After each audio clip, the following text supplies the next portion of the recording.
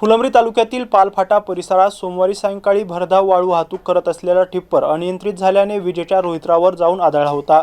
या घटनेमुळे रस्त्यावरील वीज पुरवठा तात्काळ खंडित झाला होता, ज्यामुळे मोठी दुर्घटना टळली आहे। सुदैवाने या घटनेत कुठलीही जीवितहानी झाली नाही।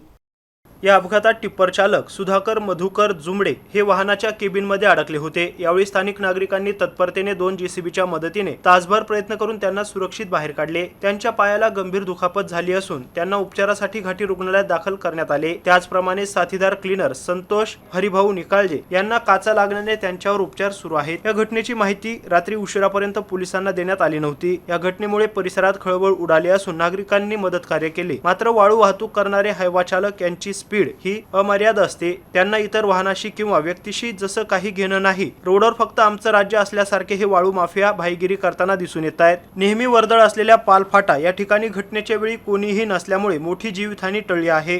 नसता मोठी दुर्घटना घडली असल्याचं प्रत्यक्षदर्शींचं म्हणणं आहे। वाहन चालक बेजबाबदार गाडी चालवत आला आणि त्याचे नियंत्रण सुटल्याने हा अपघात झाला असल्याचं यावेळी सांगण्यात येतंय। सुदैवाने या घटनेत कुठलीही जीवितहानी झाली नसली तरीही भरधाव वाळूच्या गाड्यांना ब्रेक कोण लावणार असा प्रश्न उपस्थित केला जातोय। Mahavir Jaiswal, MC news, Phulambri, Chhatrapati Sambhajinagar.